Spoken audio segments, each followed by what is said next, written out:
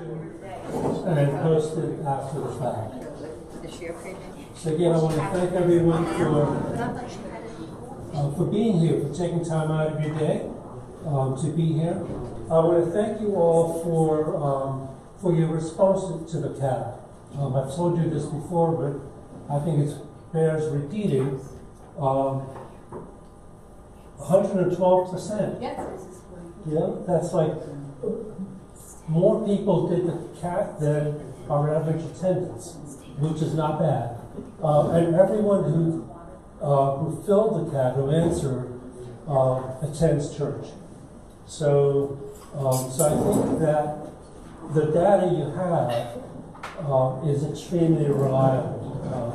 Most surveys, if you get 20 or 30% response rate, it's considered good. So when you get anything above 70, 80%, it's really excellent.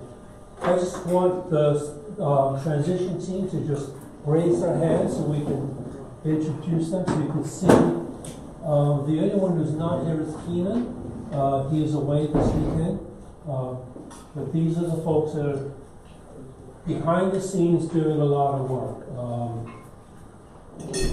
It's quite a challenge to go from the CAT data interpretation from Holy Cow, which is a solid 2 hours plus, to then whittle it down so that it's small enough bite size that you all can get something out of it. This is my 4th round with this. Transition team, you all did a phenomenal job of going from the interpretation of the CAT to something that we can present to you in hopefully an hour and a half or so period of time. I'm going to turn it over to the powers to be. I'm going to sit down. I'm not doing it by myself. Okay. Good morning again. So first, ironically, I was telling Beth this morning, so Beth, Sam, and Shirley gave you a lot of CAT information and they were always wearing their Cat in the Hat hats. Today is Dr. Seuss's birthday, so it was like meant to be. So I already feel like we're ahead of the game. All right. So if you do not know me, my name is Heather Carden. That's Marty. Marty Hill? We call him Little Marty.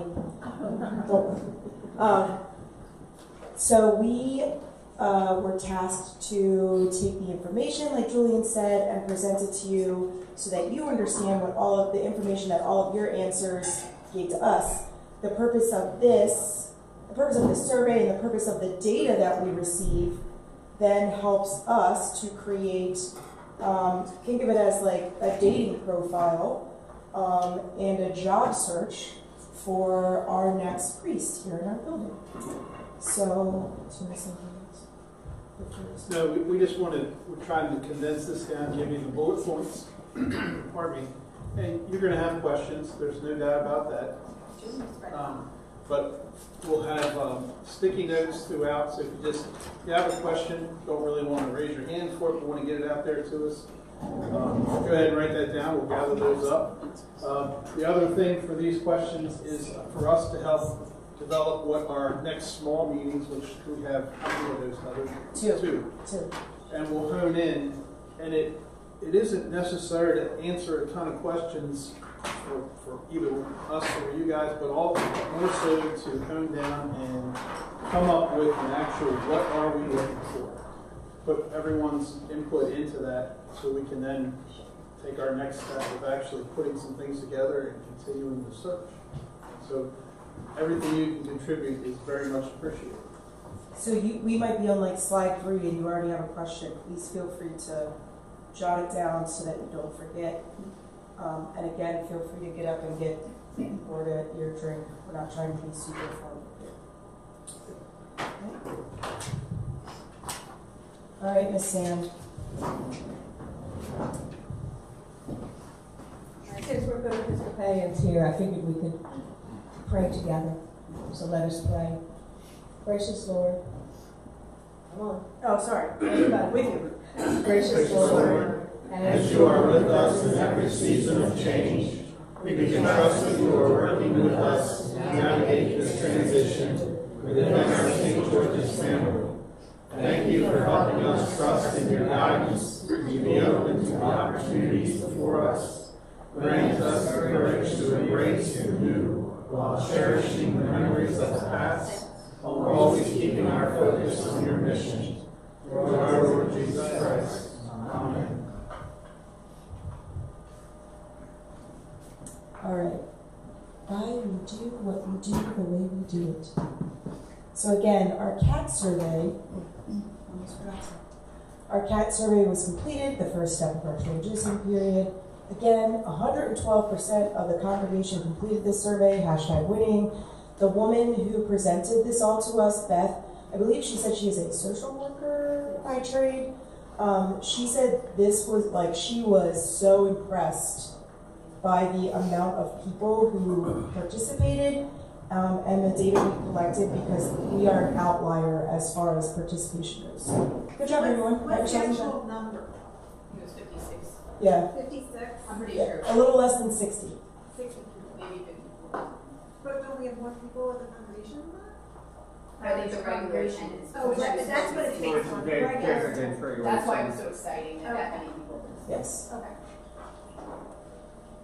So we're going to explain to you what we learned. Okay, the one thing that kind of, I think, a little shining bolt of light there was that we are a regional church. You know, as you all well know, there's not many walkers to church here, so not like a lot of the churches we've been compared to, where they're closely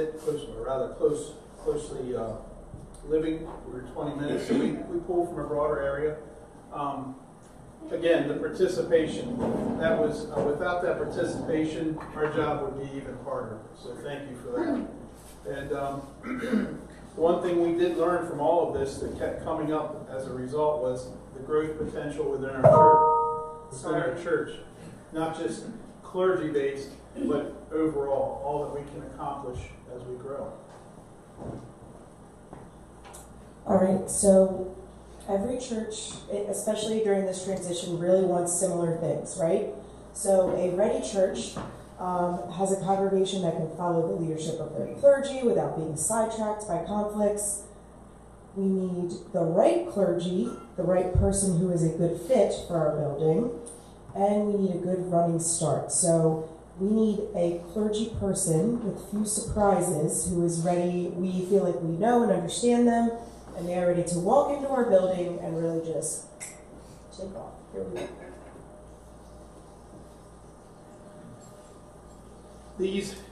These are meant to give you a description, and you'll see satisfaction and energy referred to throughout all the information we give you.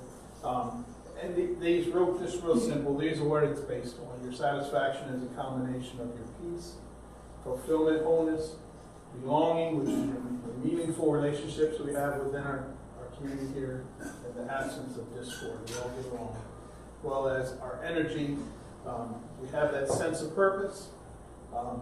There is a force of engagement and passion with intention. We have a purpose.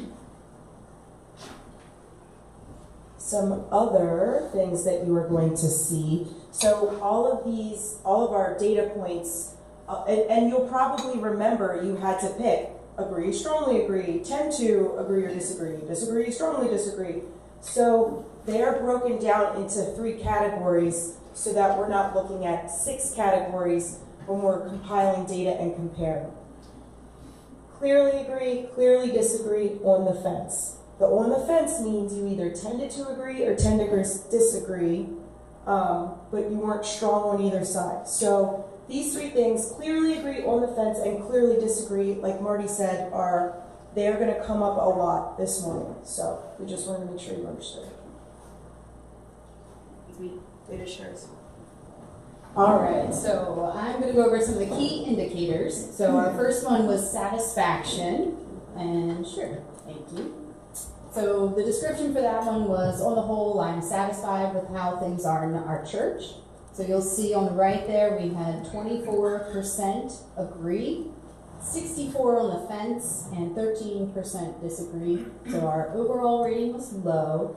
The good news about on the fence people is that they are movable. So we are hoping that we pull them in another direction and get them in a more positive space.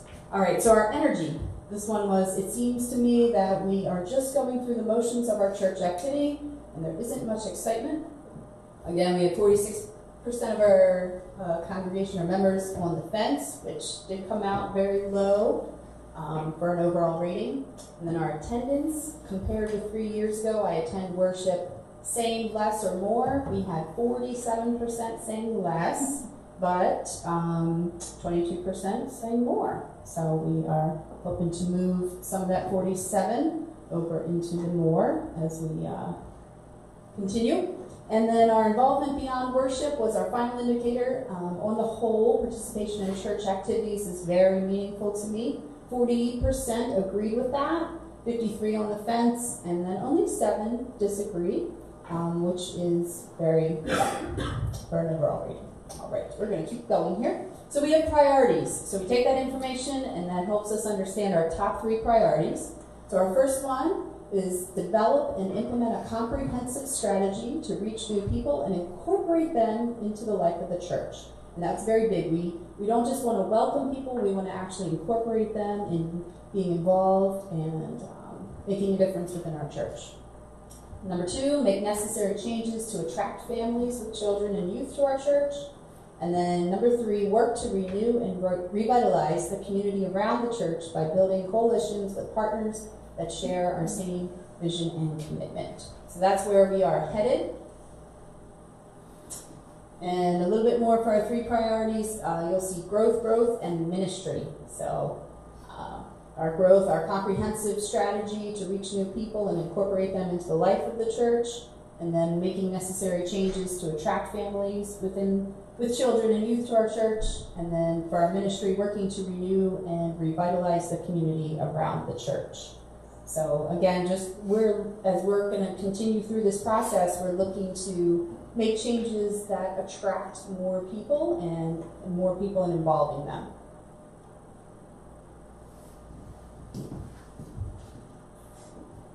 All right, so now we're going to really look at a little bit more definition, and these are areas we're going to call drivers. So they're areas of focus, and these are areas that the CAT and Holy Cow identified through the way we responded or answered questions in the survey. Members focus, as you can see, members focus on a relatively small number of items when asked about the church. And there was an analogy to how we describe our vehicles, whether we like them or not. We're typically honing in on 5 items or less. It's unique to every congregation, much like they use the analogy of a fingerprint. And then some churches are more focused on clergy, ministry, power, and then combinations within that. So when we think about the items of how satisfied, we're all going to call these drivers satisfaction, and then in turn, with energy, drivers of energy. So some examples, when you see on the right degree of focus, those are not our scores. This is what Holy Cow is showing as, hey, these are high areas of focus for satisfaction. And some of them correlate. I'm not going to go line by line through them, but driver number 1, problems between groups in this church are usually resolved through mutual effort. This doesn't mean that they are or not, but that's a high area of focus, and it also shows up in our energy too. Our church provides high quality education, appropriate to every age. That's another high area of focus. Again, it's not saying that we do or don't, but it's important. Our former rector made things happen. Again, high. And then a moderate for number 5 is worship services at our church are exceptional in both quality and spiritual content. And then when we go to energy, again, you can see 3 things that were on the previous one. Problems between groups, and then some more moderate answers that we had. Our church does a good job helping each member understand that he or she is called to ministry. Moderate, and then again you see the quality of the worship services there at the end again.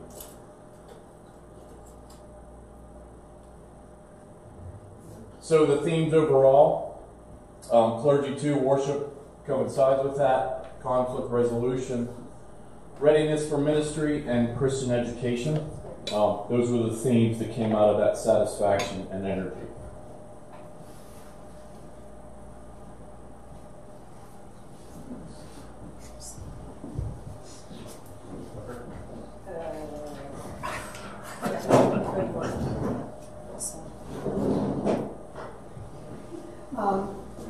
I think we probably already know that we are a clergy-focused congregation. We like to have a leader that is in charge, I think.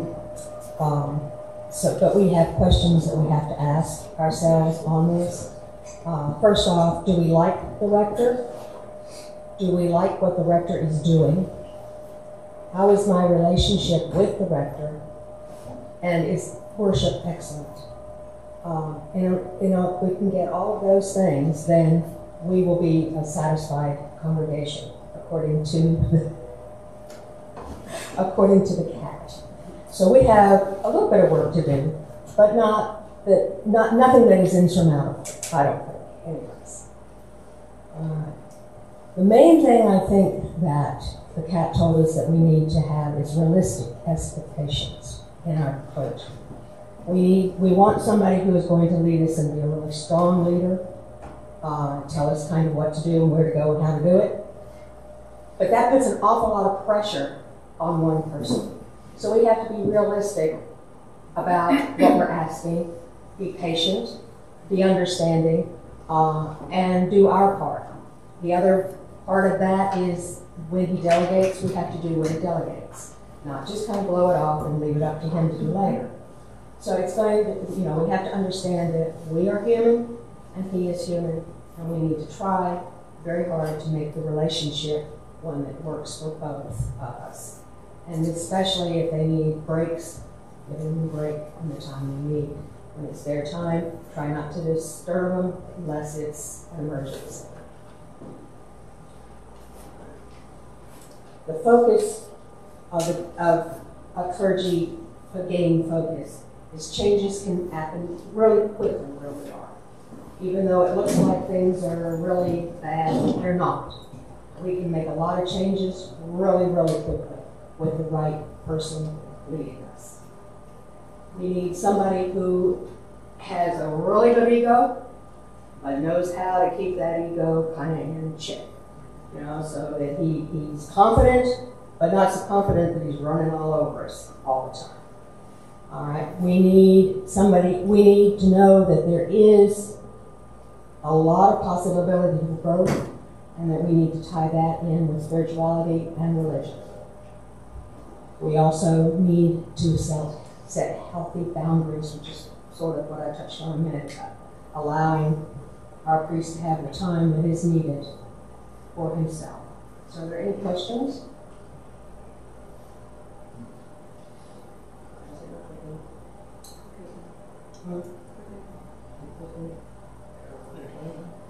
The downside of having a clergy-focused congregation is that we can get really anxious over this whole thing. So we've got a new clergy,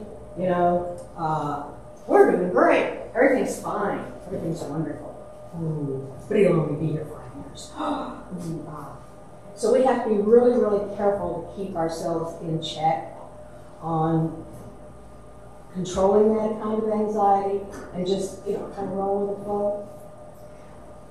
Conflict is always focused, if you have conflict because you've got a good leader, it's kind of focused on him. We want him to take care of all of it. And when things go wrong, They are the focus in the congregation that is focused with the clergy focus.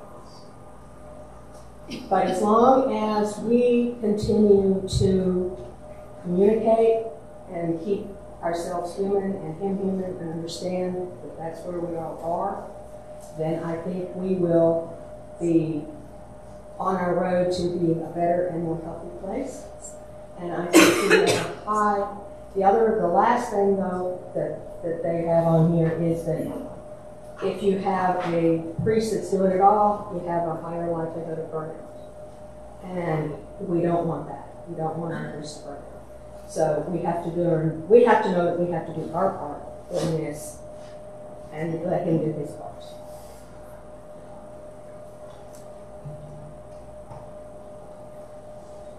Okay. We also have to have accountability. And that goes not only for us, but for the leaders within the community.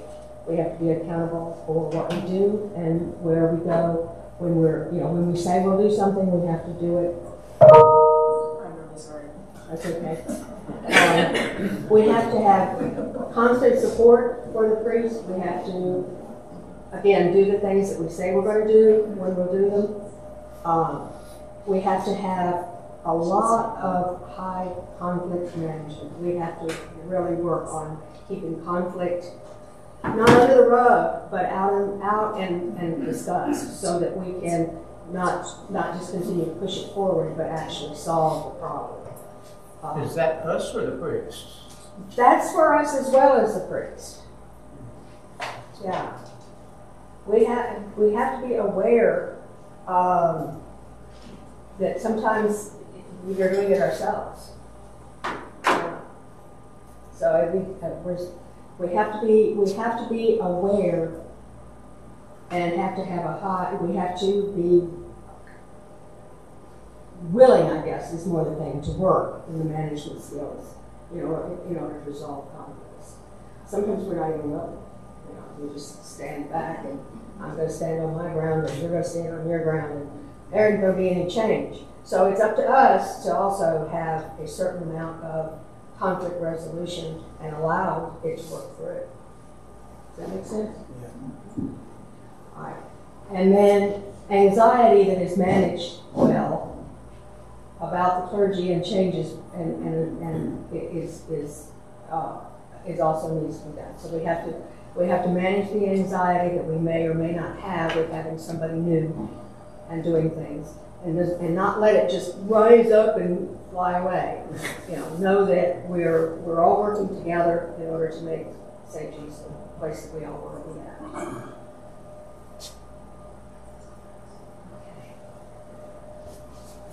Okay. Since my little box is not filled in, will you, I'll give you a heads up on it. I can. Okay, so Marty told you that we were going to get back to energy and satisfaction, and I have some empty boxes and I have some notes to give you an idea of what this graph is all about.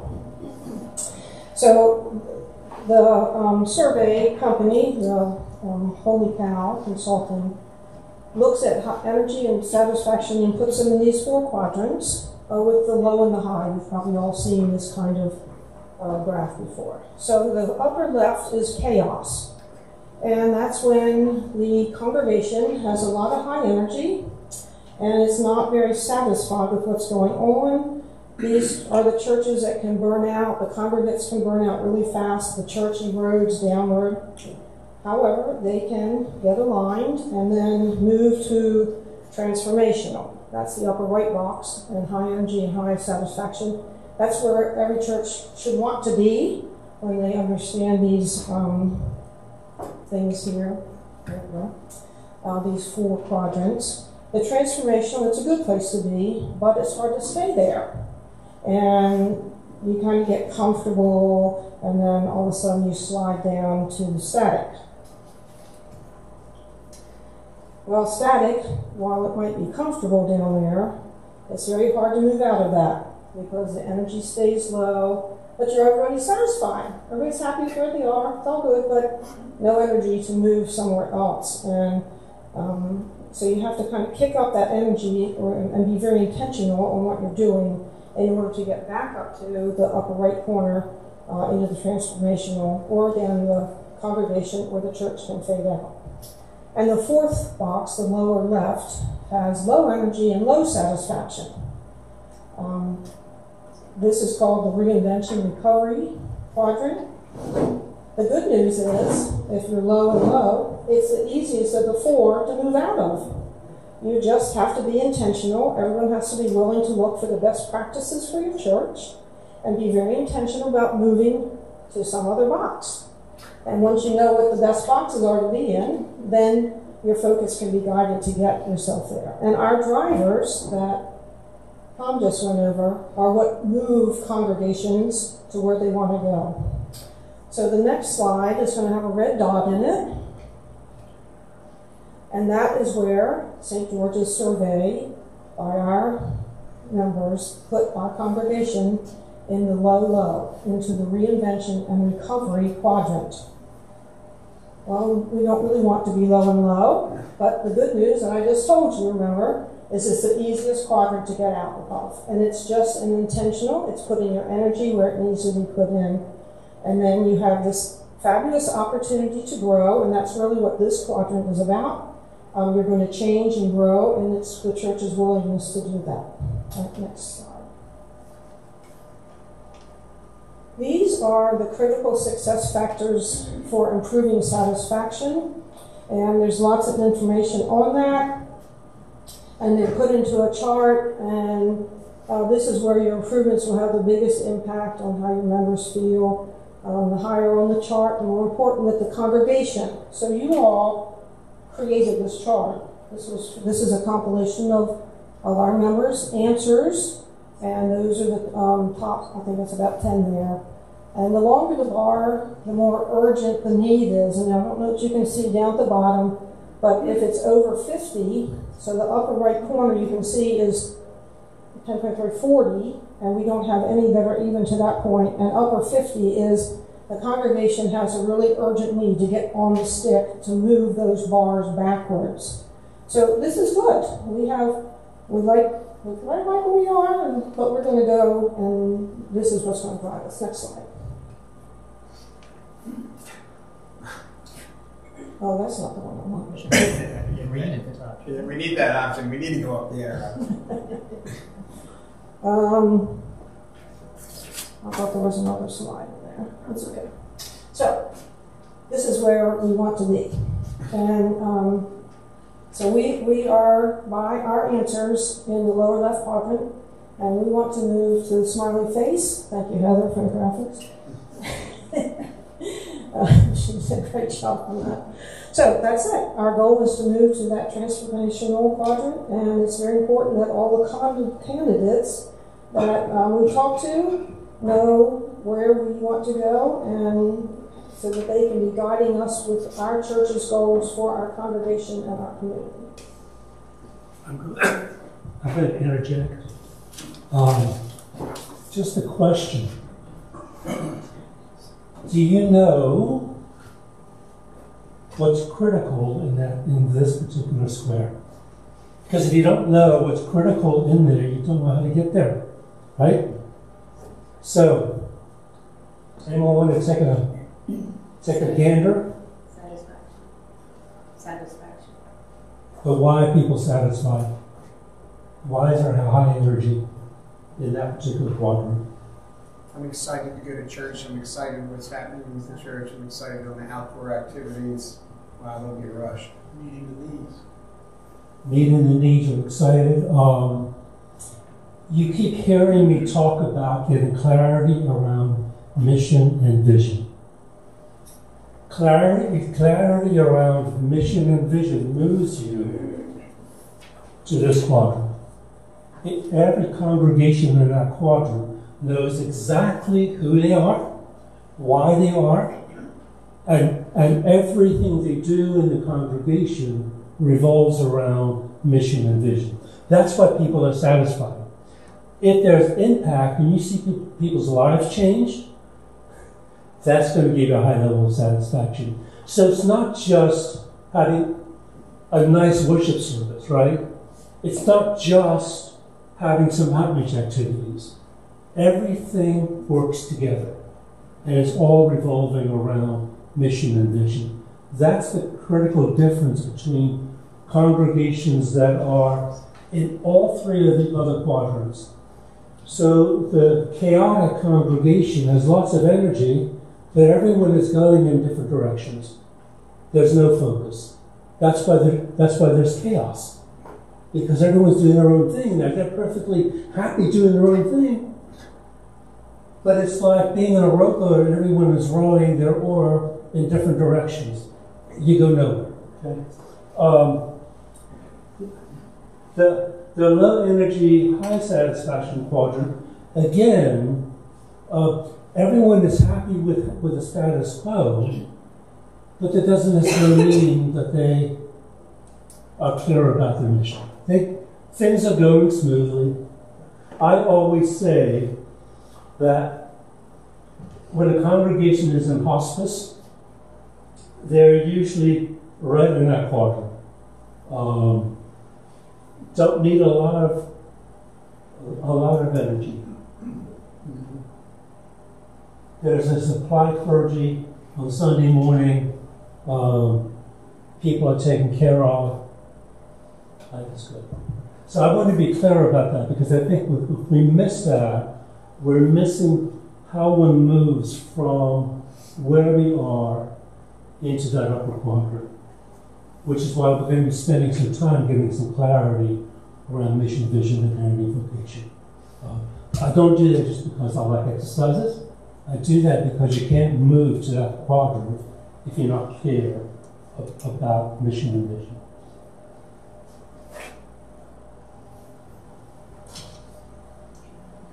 Do parishes ever do this when they are not in a transition phase? Yes. They do. Yes. So it can be like, just what's the pulse of our church, and like, will we revisit this down the road potentially? So every healthy congregation periodically goes through a similar process. You don't necessarily go through the entire process with, although CAT sometimes suggests that you do the CAT again about 18 months into the new clergy person's tenure. But one of the ways in which a congregation who had been in that upper quadrant slips down into one of the others is because they have not revisited.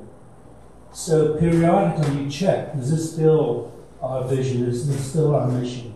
And that's what renews a congregation. In congregational development language, you oftentimes use a cycle, so like a circle. And when you come up at the top of the circle is when everything is good. And then as you move down into decline, early in decline, you have an opportunity to do a turnaround.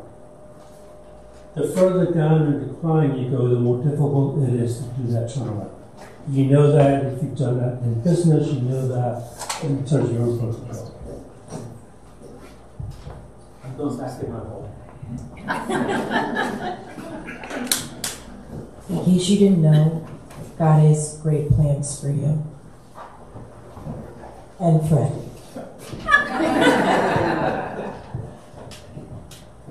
Okay, priorities and where we want to go to. And these are the rankings that Pat gave over to us and how we scored through their ranking process. Top of the list is to develop and implement a new comprehensive strategy, a new vision, where we want to be. Second, make necessary changes to attract families. If you notice, there's a lot of crossover through all these slides. You know, we saw that in a lot of the previous slides. Work and renew and revitalize the community around the church. This is all just repeating in a different way everything that we've heard before. Strengthen the pastoral response of the church in serving people in need around us. Fifth, develop a spiritual generosity of the people to financially support the ministry of the church. Provide more opportunities for Christian education and spiritual formation for everybody in the church. Strengthen management and support of persons in the different ministries. It's important that, we have a lot of committees, we get enough people to help support that. A lot of work needs many hands. That's gets us through that. Strengthened process by which members are called and equipped for the ministry and leadership. If you're not sure about something, you need to ask. Somebody will help you through it. Create more opportunities for people to form meaningful relationships. Okay, next slide.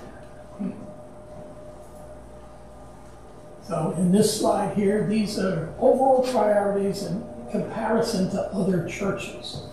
Now, our first is an average one for other churches, and so is the second. The third is very high in our church, along with other churches. Fourth is very high with other churches. Fifth is high. Sixth is low. Seventh high. Eighth is average.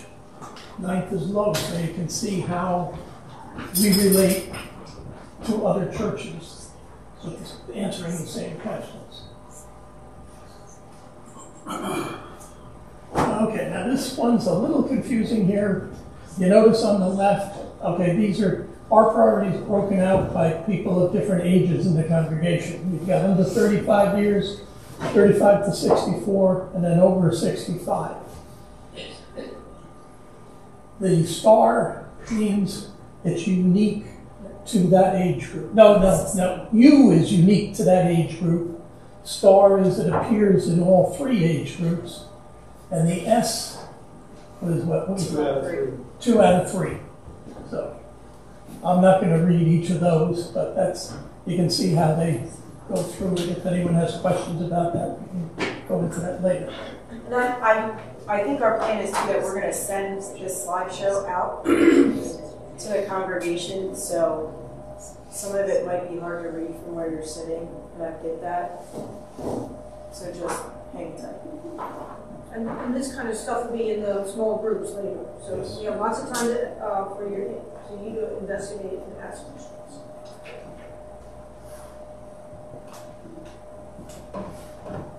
Okay, and this is, once again, priorities by group for infrequent attenders of church and for frequent attenders.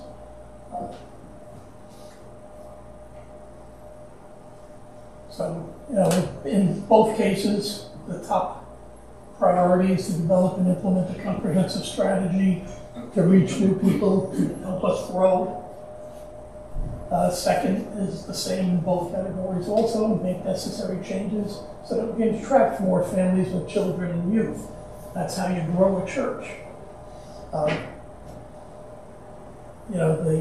the less than 1 month and the frequent, the next one moves from number 3 down to number 5. So there's a little bit of a change, but it's still pretty high on the priority list. And that's strengthening our pastoral response of the church and serving people. And then we want to develop ministries and work to renew and revitalize the community.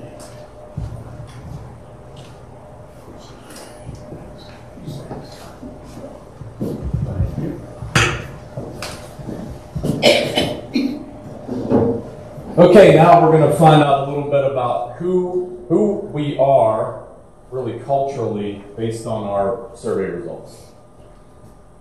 So again, we have a 4-quadrant map, call it. Top being adaptable, right being conservative, bottom being settled, and then the left being progressive. We are darn close to the middle. Does anyone want to say that word where we land? Paraclete. Does anyone know the definition of paraclete? Holy Spirit. So it's used to describe the Holy Spirit, comforting, caring. So that's where we fall, settled and progressive. When you hear that word caring and nurturing, we probably feel that way, right? but really close to the center. So when we're at our best, we're intellectually open. We develop communities that are open and reflective, that pay attention to structure and ritual. We commonly talk about hospitality, inclusiveness, spiritual practice. We're comfortable with the unique spiritual path each individual has.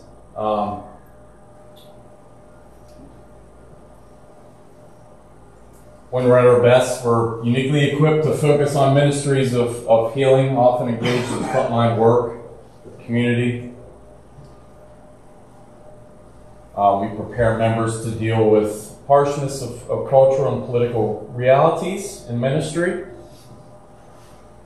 And we maintain flexibility to becoming irrelevant to the thinking of those around us. Our shadow side are growth opportunities for us. Our focus may be lost for our mission. We go through the motions rather than finding a deeper meaning. We may have a temptation to overcommit to meeting the needs of others. We heard burnout earlier. It's mentioned here again. We get trapped in the acceptance of people, and we may not have adequate levels of accountability to help others grow. And the power of the gospel to transform must remain a focus, not just the power to comfort.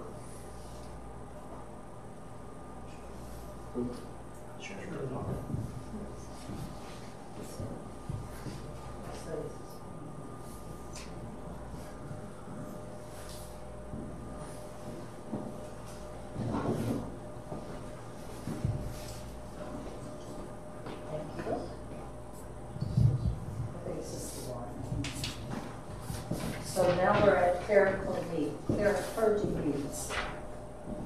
And as you can see from the statements up there, what we think clergy needs could be. So what we want to do in a new grace is, in order to meet our spirit, we want to make sure we get someone that meets our spiritual needs and avoids burnout, which is another word you're hearing a lot, that word. We want to be very clear and understanding of what we want in our new priest. So we want someone who is adept at ensuring everyone is on the same page regarding our mission. We'd like to have someone who can prioritize our ministries and our programs. Over time, a program can stay in existence even after its effectiveness is faded. We want someone who they create a supportive environment which allows individuals to openly talk about their personal experiences in their faith. And we would like someone who can balance internal and external focuses. Someone who can interact with the outside world rather than just its internal workings. Any questions?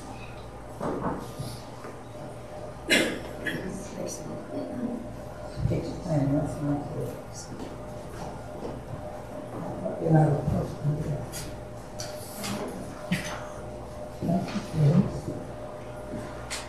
Okay, strategic planning.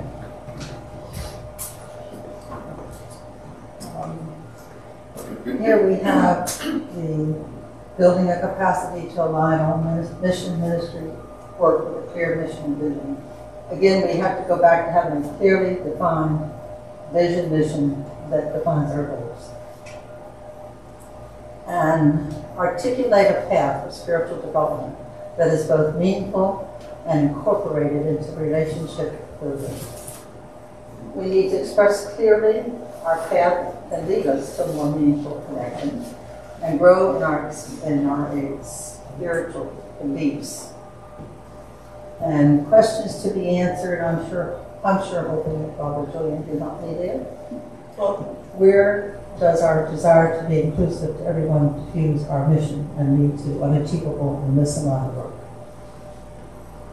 keep up with We're not answering them today right now. These are just overall questions that we need to answer in order to plan strategically, yes. And when does unconditional acceptance sacrifice the accountability required for personal and organized growth? Those are things we need to be able to answer. Okay? Did you want to add anything to it? For some reason I think this is I'm staying in my corner. We'll take the microphone, Mr. Wow.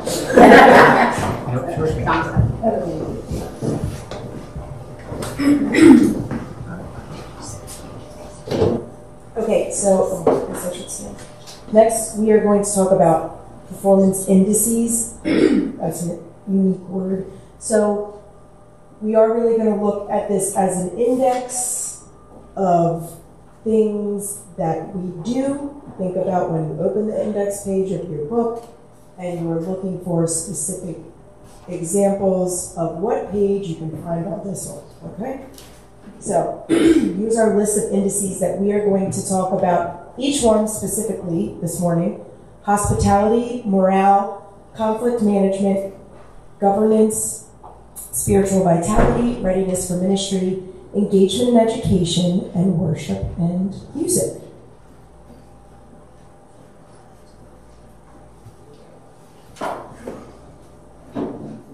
So let me just say that when we got the indices, right, and we got the data for all of them, you're going to see a slide like this for every single one. One, you can't read it from where you're sitting because I can't read it and I'm closer than you. And two, that's a lot of jargon, and like you would need to sit and read it and whatever, because sometimes some of the questions that we focus on, like for example, does this have a... That's not going to work. It just doesn't work on the screen. That's about right. And I'm just going to put something here. There are specific questions, 1 through 5 here, right? And here's our bar graph of our ratings. Like, for example, our church welcomes and is enriched by persons from many different walks of life. Some of these questions can be negatively written or positively written. So some of these bars you might want long, some of them you might want short, but there's no real definition in differentiating them other than really reading it and focusing it and comprehending it. So we are going to show you each slide so that we can show you that this is real. Someone did give it to us. We didn't make this up out of our head, but we are going to summarize each and every single one. So please don't feel like this has to be comprehended in your brain right now, because that's too much. Because honestly, this is where we spent a lot of our time as a team trying to understand it. So Shirley's going to talk about hospitality. Hospitality, what are we doing here this morning? Right? So we have, from the chart that Heather just showed you, the different things, the questions. Our church welcomes and is enriched by persons from many different walks of life. Being part of the church community has given me new meaning to my life. A friendly atmosphere prevails among the members of our church. I sense an atmosphere of genuine care and concern among our members in time of personal need. And members in our church have been prepared to personally welcome guests and worship. So our strengths in those things where we are friendly and welcoming church, where individuals are valued. Our weaknesses, survey shows we need a deeper, more personal involvement with all members, but especially those in time of personal need. We'll be learning more about these when we have our small group sessions. Any questions? I just want you all to think about what makes us want to go to church. I'm throwing that in there in the middle of this just to remind you what we're here for. Why are we here? And you all need to answer that each for yourselves. All right, this is our morale index. And when you look at it, it's not as positive as we would like. The first question was one of those negative questions that... That means you want to get a low number. Yes, that was one of those negative questions that we were asked. It seems to me that we are just going through the motions of church activity. There isn't much excitement about it among our members. So that's kind of telling there, and something that we really, really need to work on. The positive point is there's no way but up, right? Okay, so we're going to go to the next slide because that one was the same one that we talked about earlier. It takes a lot to sit there and look at the age groups and where we fall, and mostly we're in the average. Okay, so the answer is, in the relation to other churches, the survey shows that we are going through the motions and there's real excitement among us. Our desire to be involved needs work, and the survey shows that in comparison to other churches, we are not satisfied with the morale of our church. So that's kind of a sobering thought, but we're a strong group, and I think that we probably can overcome it and move forward. Knowing where you stand is 9/10 of the project. So, and it's important that we do know where we stand.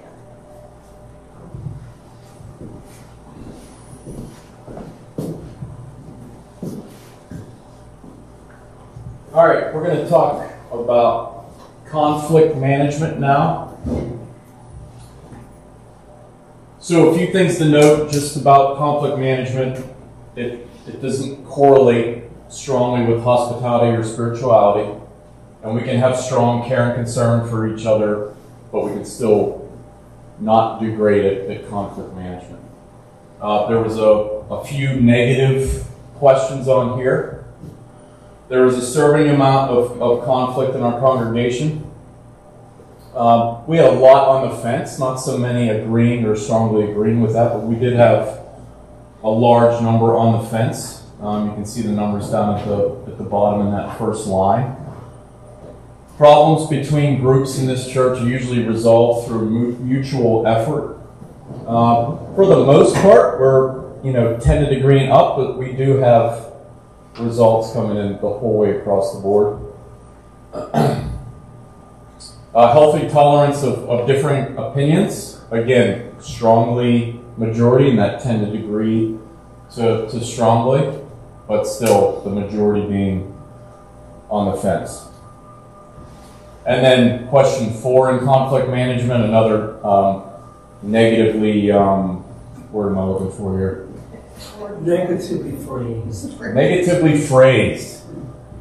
There's frequently a small group of members that oppose what the majority want to do.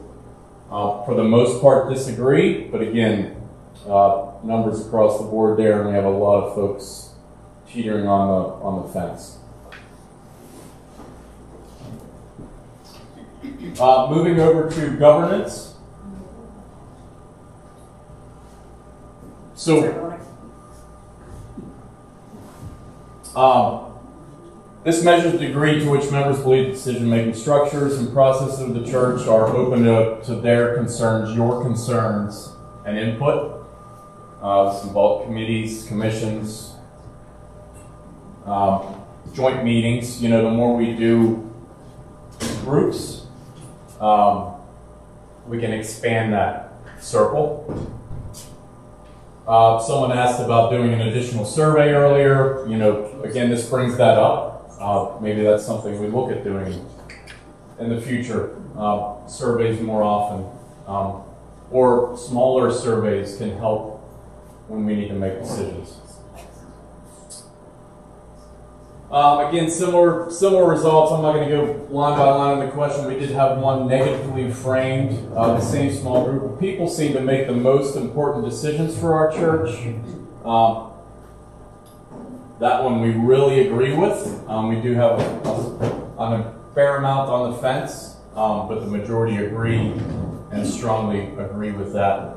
That most decisions are made by a smaller group.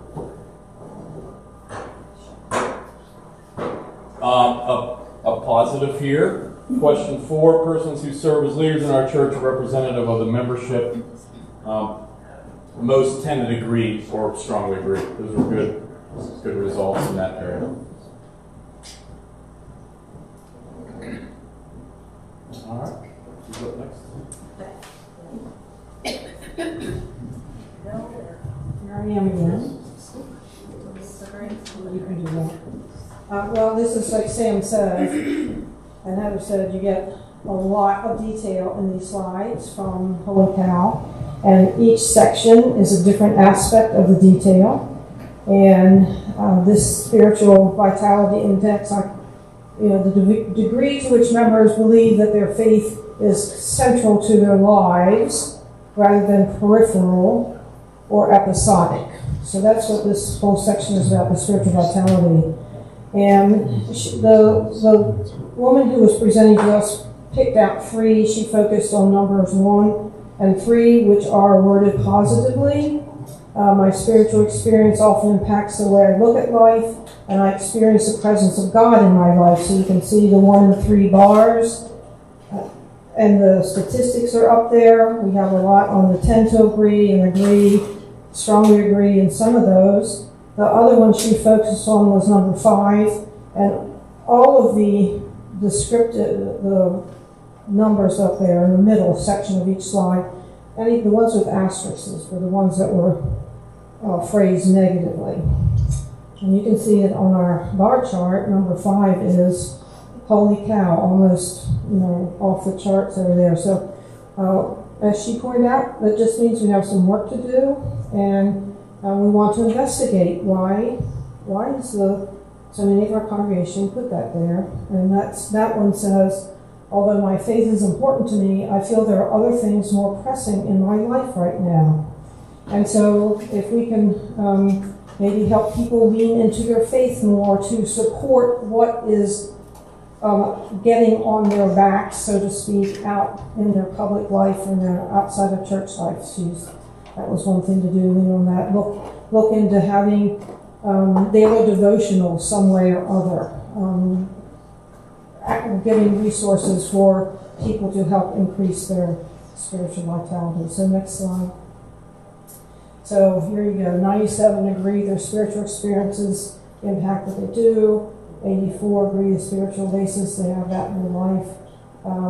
87 agree they work to connect their faith, but there's a 50-50 divide. Feel their faith is important, but they need to have, there's other things going on that detracts from their faith. So that's where we are. Next slide.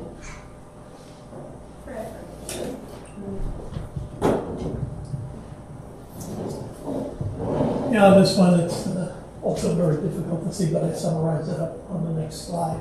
But, yeah, go back. Yeah, in this particular index, the ministry index, it's basically a concept where all the members of the church are called to a ministry.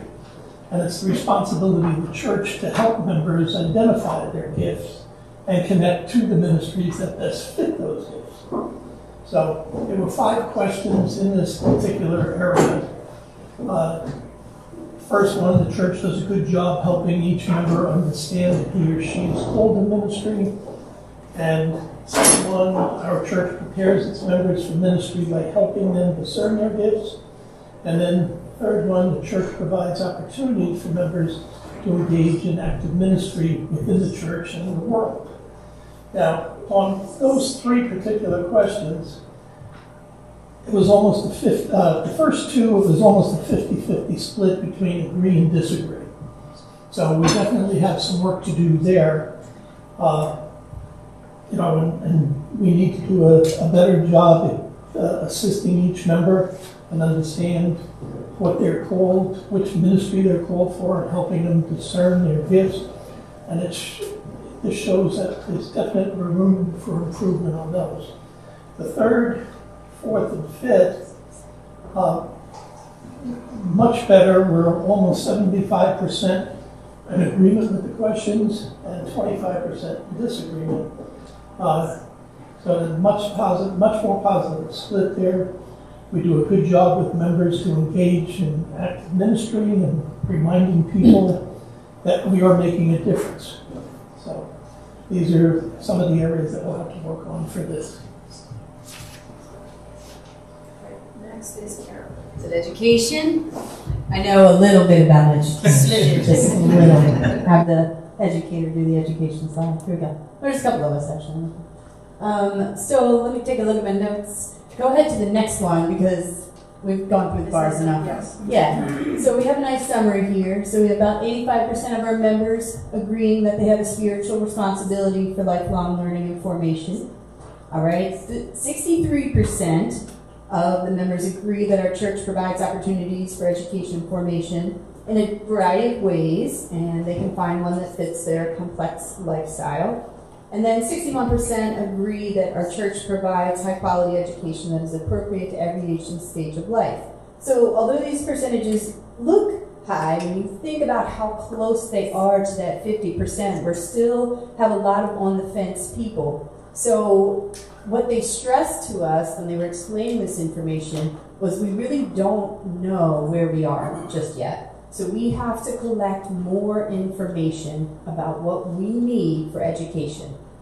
Where do we want to get it? Do we want to meet at Panera to discuss our education? Do we want to have it in the morning, in the evening? So we're kind of in a place where the small groups that we've been talking about, we're going to have to dive a little deeper into education and what is it that we really want it to look like, and then how are we going to deliver it? I think that's it. Yep. Where's next?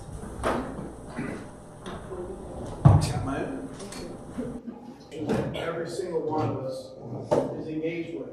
So every day, every Sunday we're here, we sing, our worship services. Point that after reviewing everything, and trust me, I always thought this was a kind of a simple item, but after having to listen to the presentation about a half dozen times to really get the gist of this, the one thing I want to point out is this is the most competitive item of all the ones we've discussed because of the spread of responses. And with that spread, we are middle of the road leads, and we're just about even on agree disagree. So what that also does is when we begin to make changes in our music and worship, everyone's impacts everyone a little differently. So there can be conflict there. We need to be careful and really work through that. But it also, these show that there's definitely a growth opportunity for us, because involvement is needed from everyone here. And the question that you need to ask and kind of give us some guidance with is, what do you love about worship? That's the question here we need some answer to help us figure out where we need to go. But I also learned from this information that she explained, we're open to change here, but we don't love change. So this is, pardon me, this seems like kind of the easy one, but it's not. It's something that's right in front of us every Sunday.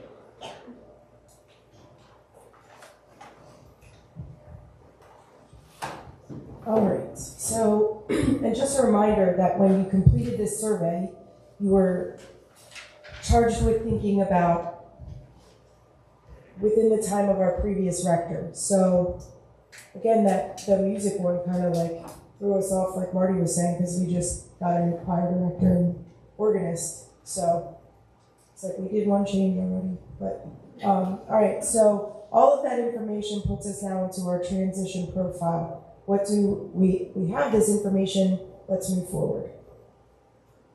So we were asked a couple of questions within our survey, and these were your answers. So again, all of these questions are going to have different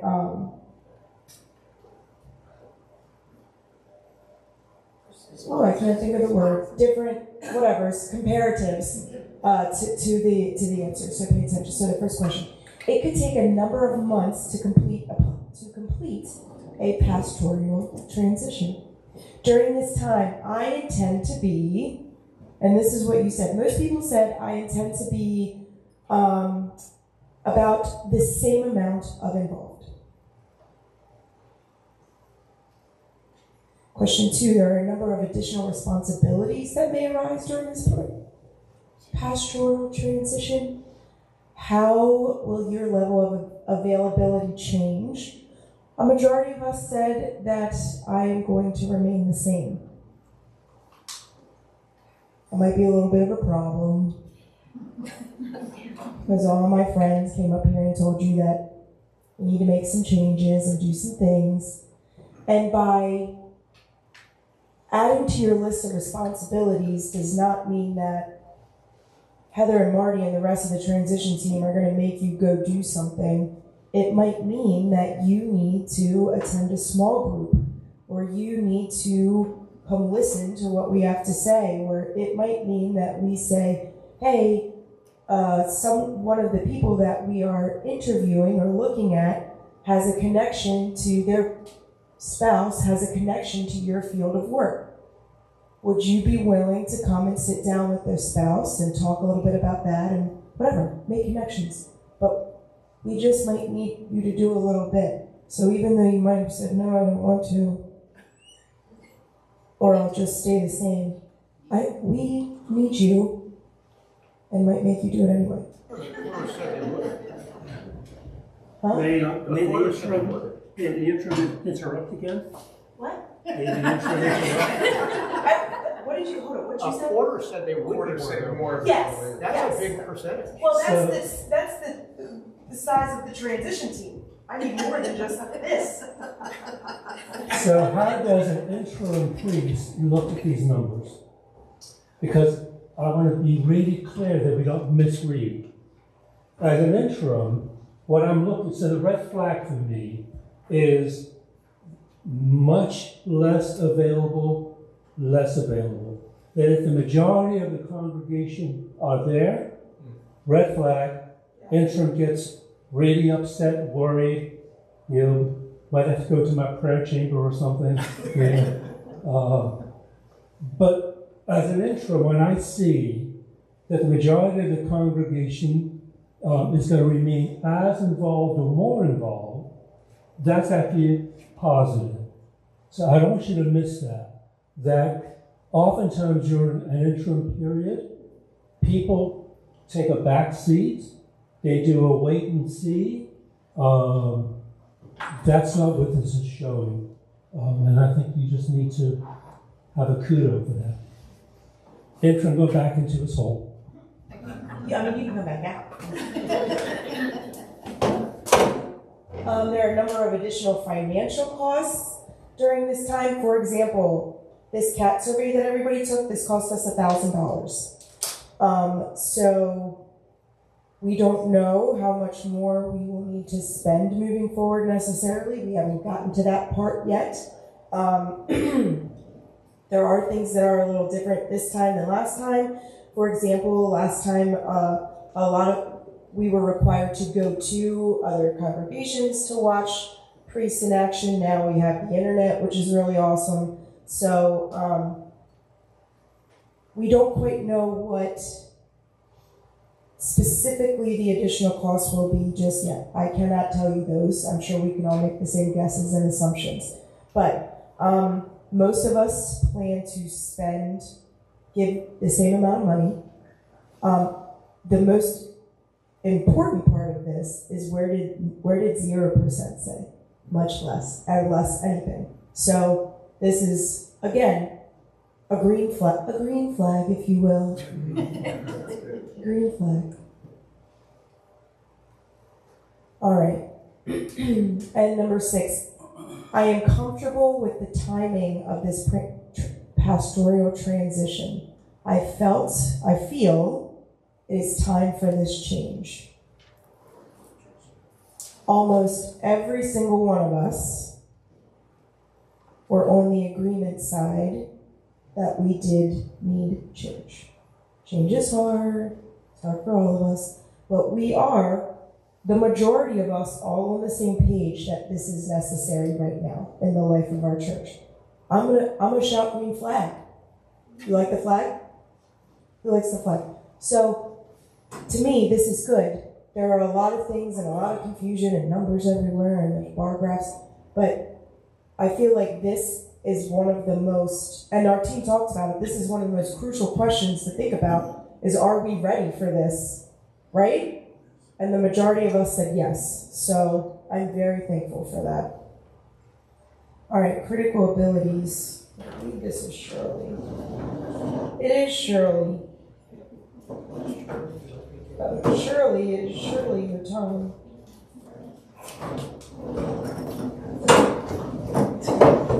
Critical abilities for our next pastor. These are things that we feel we want. Okay? And they're ranked, first down to 8th. So we have preaching, strategic leadership is number 2. Number 3, pastoral care. Number 4, change management. Number 5 is administration. 6, teaching and training. Number 7, negotiate and resolve conflict.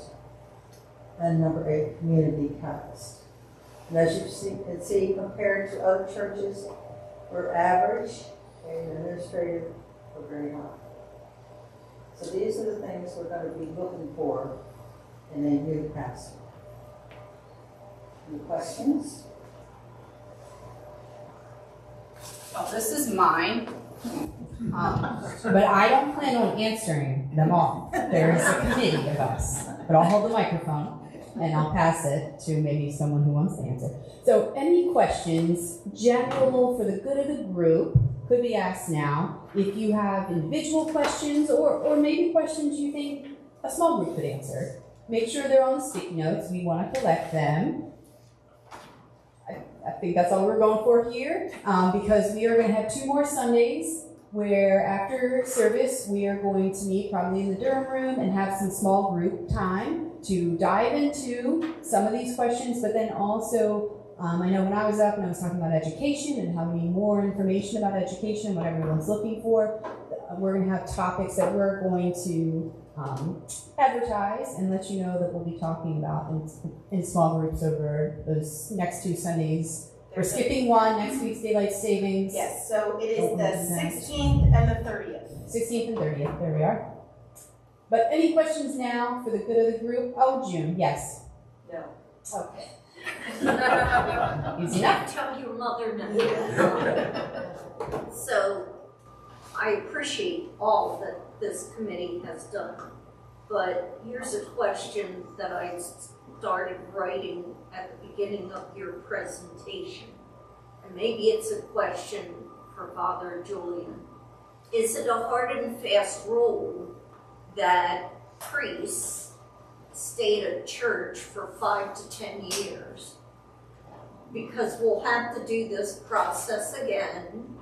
Heather has been on the committee before. I've been through, those of you who have been here with me for 38 years or more. We've been through the process many times. So I was just curious if there was a rule. So I don't know, but maybe Father Julian does. There is no rule. Anecdotally, I'm going to say that smaller churches have more of a turnover. We still have clergy that go to a congregation and stay there their entire ministry. That's rarer today than it was 20 years ago, 30 years ago. We're seeing now a lot of those long-term clergy are retiring. There are so many factors involved, that boil down to level of satisfaction on the part of the priest, level of energy, level of conflict, because the work that we're called to do in this particular time can invoke conflict easier than days gone by. And so there are all those factors, practical things like, particularly if you have a family, can you support them on the salary that a smaller church can offer? So in my 40 years as a priest, I have 9 years one 5 years and a bunch of 3 years. But I was doing church redevelopment, and that's the riskiest work to do as a priest. So there you go. So usually 7 to 10 years is a good period of time. What size church are we categorized as now? You're small, but not tiny. That's not the category I was speaking of. Isn't there So in the old language, you're a family-sized congregation. and what does that go up to? 75 average attendance on Sunday, or less. What's prior to that? That's it. It's dead. So it's like dead, family, pastoral, resource, corporate. Those categories are now 50 years old. So I'm not sure, because most Episcopal churches have decreased in size, so that what would have been a pastoral size congregation 30 years ago when I was at Braddock Heights, today is a family-sized church. I thought you were doing a great job. That's how we roll. Mic drop. Any more for the good of the group? I think our next slide is prayer. Beth. Closing. No. No? Oh, Beth, all right. And I want to do a final comment before Before we pray. Well, next steps, I think it's just been covered pretty much, but this is a good wrap up. We'll be meeting in small groups. The transition team members will split up, so you'll get, if you come to all, both, however many, we're still figuring all that out, but get the give and take from as many of us members as you can. And we'll be looking at satisfaction, energy, and involvement beyond worship, which you've already heard us talk about in a lot of slides, which were highlighted by yes, your answer. So it's all being driven from those 56 of us who answered the CAT. We didn't make up any of this. We'll be working still, we'll continue to work on analyzing the data and present to you. And so keep the March 16th and March 30th in mind, and as we get that a little clearer in our minds and the formatting and so forth, it'll be getting sent out on blast and announcements. And please try to join us. Can I do a question since I didn't ask? Yes, we'll allow it. Yeah. So timeline. So we're building out our dating profile. When do we actually post that in the dating app? So that's what we need to work on right now. So we have to analyze. Oh, time out. I didn't mean like we're doing it right now. I meant like our next step is to analyze the data before we. So just an observation. A lot of the conversation has been clergy focused. Did you notice that? What's the dating app? When's that going to come out? What's the new priest look like? Got a lot of work to do before you get there. If you don't do the really important work of mission, vision, etc., anyone will do. If you do that hard work, you're matching someone who fits in with you, particularly your vision, which is your aspiration of where you think God is calling you to be, your vocation, right, and your mission. So that's critical. That work is going to take us through, I'm going to say through the summertime. So you'll be ready for dating app time sometime, if things go well, in the fall. The dating today is short and sweet, and you hope that you're going to scarf up someone before someone else does, because there are more congregations looking for a partner than there are partners available. So that's just simply the reality. That usually can move pretty quickly. So I would say, don't hold me to this, but roughly speaking, through early fall, and then you'll be ready for the search and call. And the search and call, and it's just St. Mary's Abington, which is my cautionary tale, where two of their best dates turned them down, and it took them a year to find someone, but they've got a great reason. Usually 3 months or so for the search. But he stays with us. Julian doesn't go. You are stuck. You are just. So we won't be like without a. Well, maybe you want me to go, but no. So I'm here until either just before the new priest comes. Sometimes if everything pans out the way you hope, you usually want to have a couple of weeks of supply clergy between when I and then the new priest comes, so that you can have a little bit of breathing room and experience how other people do things before this person shows up and does things completely differently. Now, does the fall raise its own challenges? Is the timing versus summer transition? No, not really. Not anymore. I mean, it used to be that clergy with families moved before the school year started. That is less the case today than it was in the past. So, and again, it's too early to see what you'll be looking for. There's a lot of conversation that needs to take place between now and when you're ready to do your portfolio. Just a couple. Hold on, Linda has a question. I think Linda has a question. Yes. Yeah. We've done this so we know what we need and what we're looking for. Are potential priests doing the same type of thing where we're going to analyze their answers to this? Or are we saying, okay, this guy's available and handing him something that says, what do you think about these items? And we already know how we feel about it. So the last time you did this was 10 years ago, 11 years ago. Process has changed. So what's typical at this point is that both the priest and the congregation does a portfolio. The portfolio is a series of short essay answers, and you use that for your interview process. So it's not quite the way it was back in the day.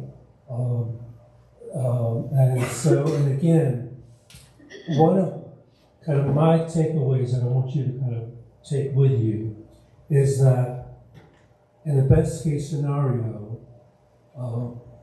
because you have clarity around your vision and your mission, you're going to be calling someone that aligns with that mission and vision. So all those skills you saw, they're kind of boilerplate at this point. That as you go through this process, they'll become much, much more focused. And you're looking for, again, a good fit is someone that both matches the culture and the personality of the congregation, because you are unique in a wonderful way. In a wonderful way. And so, but when the work is not done, the matches aren't as good because you're looking at that. If you look at this list of critical abilities, any priest could fit that list. The one that stands out for me is strategic planning. So I think that will give you some direction as plans. But preaching, administration, pastoral care, those have been on the top of the list since I was a baby priest, right? So again, that doesn't give you enough information, as I said. Just a couple caveats. Remember that your answers are benchmarked against other congregations, number one.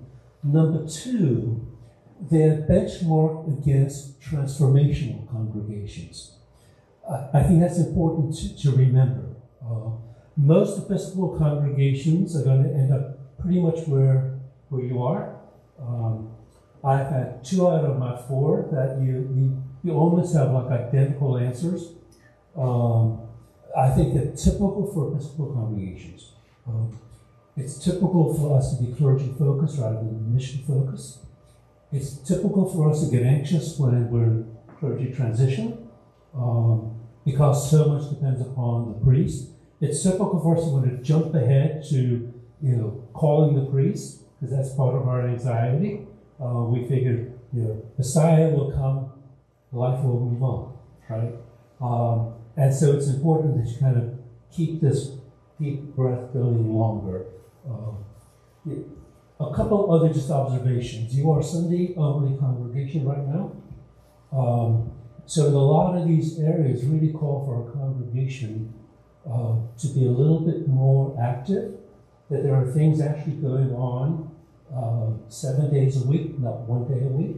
So that's just to think about. A lot of the answers, if you're only asking yourselves, you won't get the correct answer. Like, for instance, education or worship. You need to ask questions outside the congregation to be able to get a much better understanding. If you're asking yourselves, you're going to answer the way an Episcopalian would answer those questions.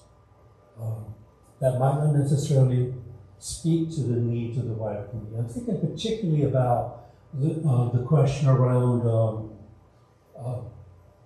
creating a place that is more welcoming of families with children.